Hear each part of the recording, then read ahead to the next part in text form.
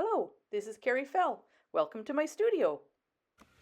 I have a whole bunch of dye sitting around in their squeeze bottles, so I'm going to use some of that up today. So I've got some 100% wool.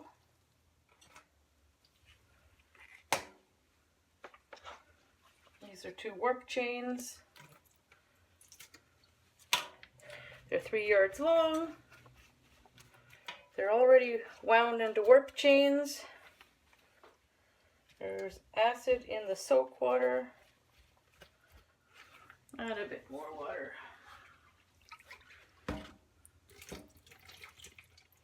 So the colors I want to use up are an orange and a purple and a charcoal. Purple is much more dilute than I usually use. Let's see if it's dilute enough. Oh yeah, so let's do that first.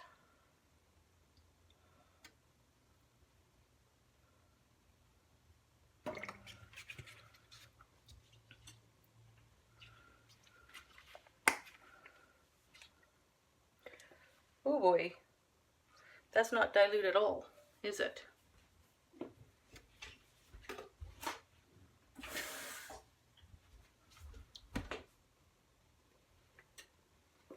Let's add some more water to the squirt bottle. It's looking very red, not orange too. Let's see what happens.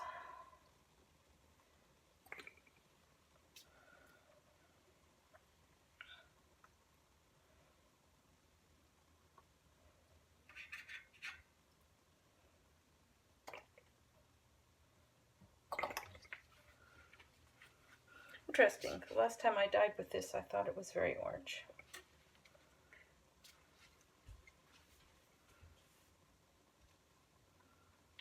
See what happens once it heats up, I suppose.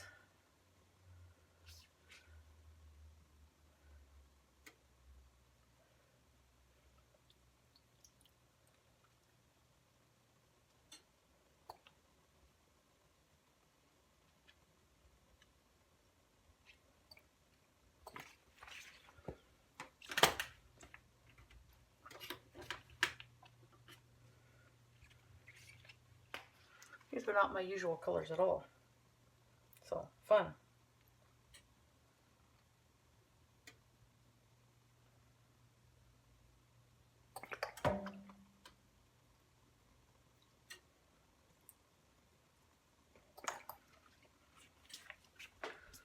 So I like how these are mixing up.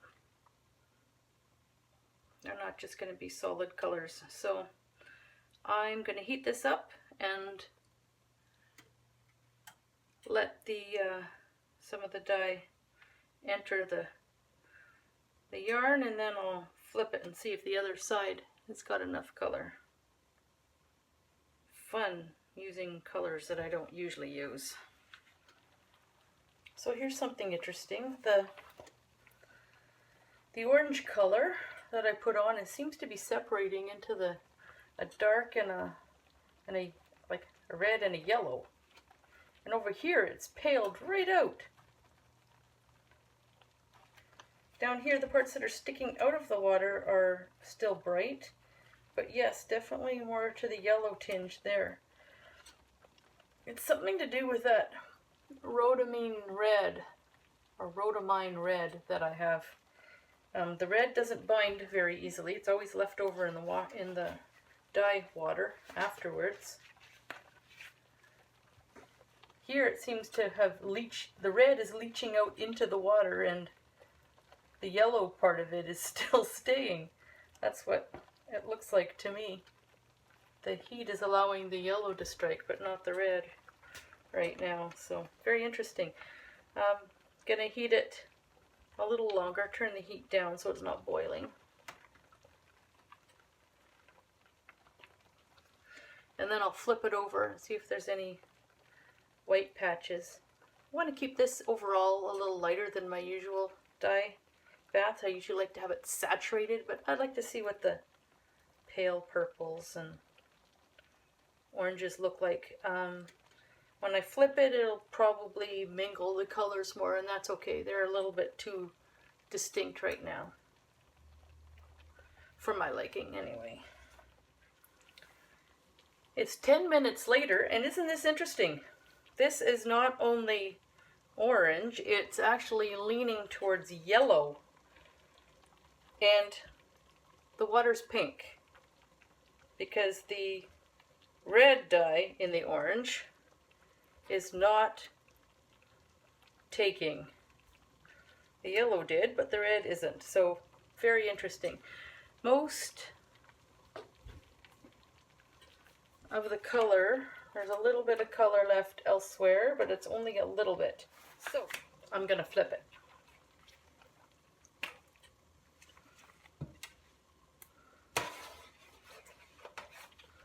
Ooh, look at all the colors. Wow, the way the colors took on the back side is beautiful. I'm tempted not to add anything else now.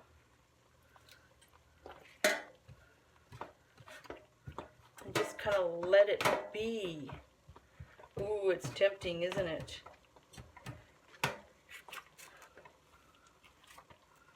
Look at that. It's gorgeous. You know, I wanted some lighter colors. Maybe I'll just leave it. I'm definitely going to have to play with the orange some more. Make it do this on purpose. Alright. Let's add some more water. And then we'll just let it heat. Yeah.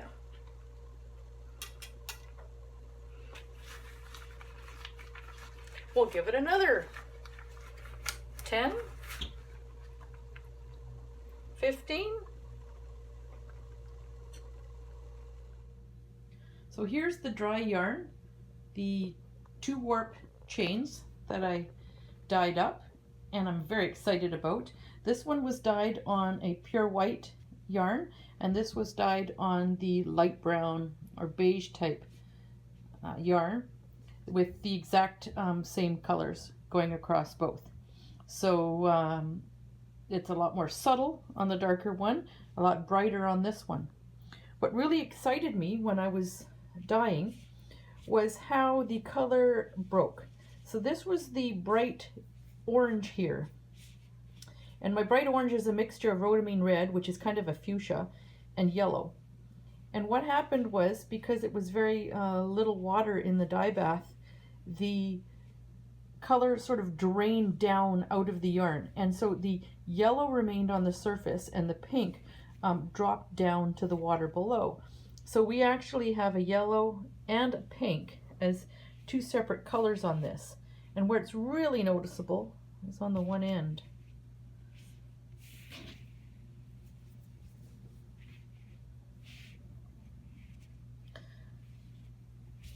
So there's bits of yellow, bits of pink, where the dye took differently. But this was all just from an orange. So because the yellow bonded to the yarn quickly and the pink took its time, as the water sort of drained out of the yarn, it left the yellow behind and pulled the pink to a different part of the yarn. So there's this wonderful variegation that I find very exciting. So I'm going to play with this some more. This isn't the last of this orange dye.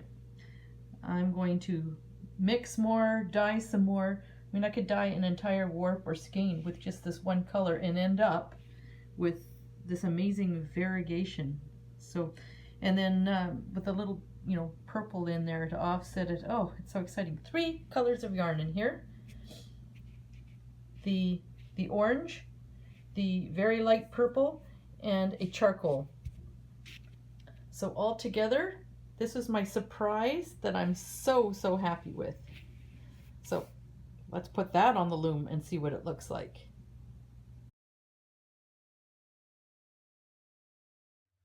This is going to be some weft.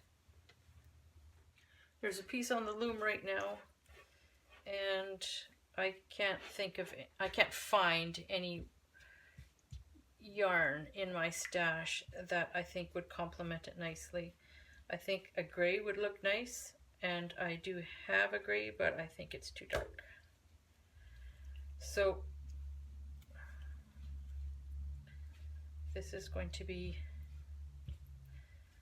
a customized weft. Okay, I want this one to be a little higher immersion because I want the colors to mix and blend. We're going to do some of those same colors. So the purple,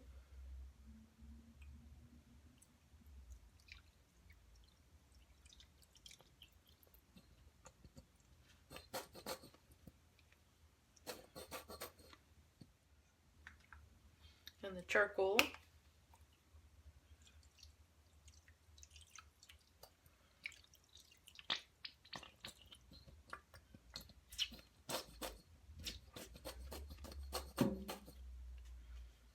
I do want some of that orange as well.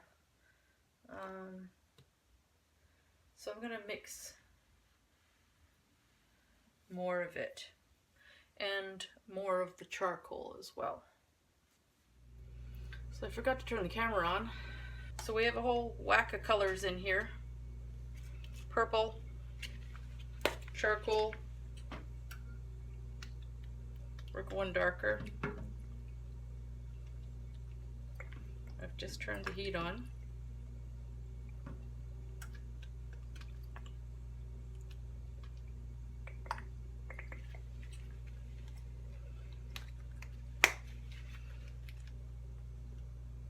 And I'd like the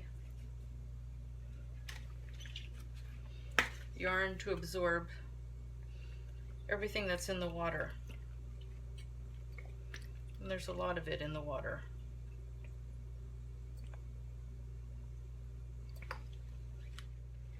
A lot of color in the water. So I'd like some of the colors to mingle and mix, and some of them to still show up as a little more distinct. So what's happened as it's heated up is the water has turned purple as an overall color, and we've got some hints of other colors in the yarn. So this is going to be just right for my needs, I think. It has almost cleared in the pan. It is a pale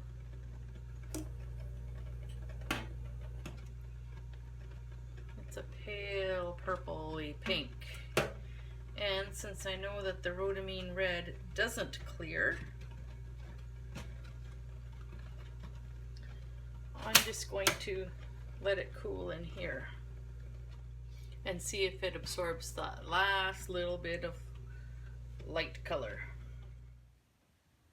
So the rigid heddle loom is warped and ready to go. I didn't like the any of the yarns that I laid up next to it.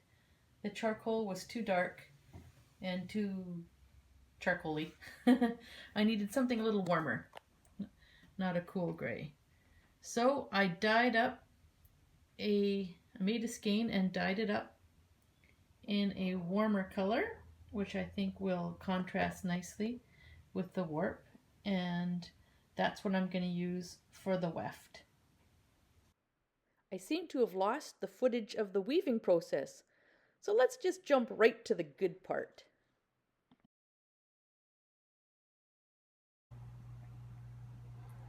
So here we have the finished v-cowl. This is an amazing subtle color scheme. The full range of color here was just created using 3 dye colors. I used an orange, a very pale violet, and a pale charcoal. These darker purples are from a different cone of yarn, but the rest was just used with those three colors. The orange broke in the dye pan and split into yellow and pink. So there's areas where we have very pink and other areas where there's more like a yellow. And then the charcoal and the pale violet mixed to give almost a brown in some areas. And then I dyed the weft with the same colors to complement it all. I'm very happy with the outcome of this v-cowl. It's got a muted and gorgeous color scheme that I just love. Just like a sunset here in Cape Breton.